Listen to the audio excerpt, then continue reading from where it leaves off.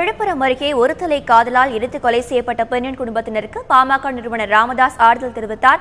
தொடர்ந்து செய்தியாளர்களை சந்தித்து வருகிறார். நேரடி காட்சிகளை பார்க்கலாம். அது என்ன நடந்தது என்பதை இவனே குடிபோதையில் போய் அங்கே ரயிலில் விழுந்து கைகாலை இழந்தான் அப்படின்றது சரியான விசாரணை பண்ணியிருக்காங்க அவங்க. ஆனால் இவன் இப்போ எழுதுகிறான் இந்த உயிரிழப்பு இந்த கொடூர சம்பவத்துக்கு பிறகு இவன் எழுதுகிறான், whose limbs were chopped off last year by his caste Hindu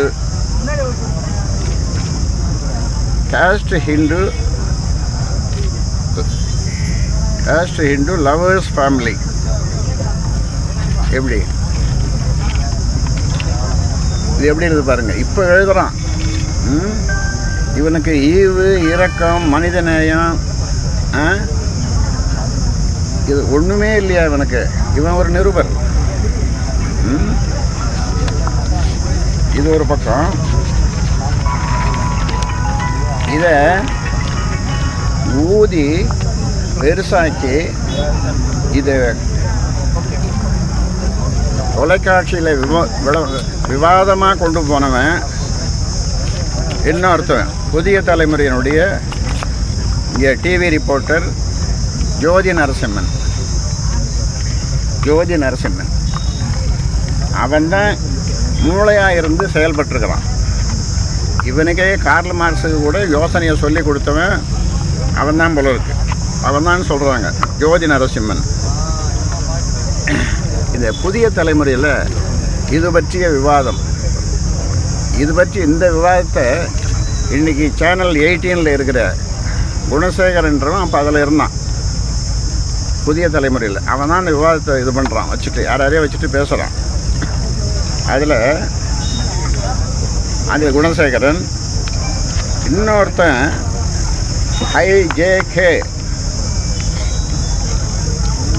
தமிழில் இந்திய ஜனநாயக கட்சி பச்சைமுத்து நடத்துகிற இந்திய ஜனநாயக கட்சியினுடைய பொறுப்பாளர் இன்னொருத்தன் லோகநாதன்.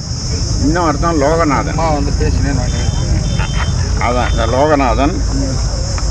இவனுங்கெல்லாம் இந்த லோகநாதன் அவன் தான் வந்து 12,000 வாங்கிட்டு நான் வந்து இது வெட்டினதுனால்தான்,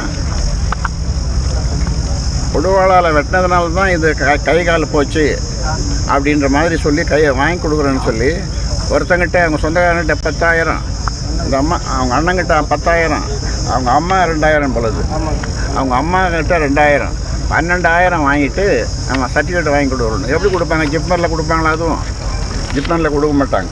ஏன்னா வெட்டினாக்கா அவங்க சொல்கிறாங்க, வெட்டினாக்கா ஒரு துண்டு கட்டி வெட்டி எப்படி இருக்கும், அப்படியே ஒரே இதுவாக இருக்கும். இது வந்து அப்படியே தொங்கி சதையெல்லாம் தொங்கி கீங்கி தான் அங்கே போய் இது பண்ணியிருக்கிறாங்க.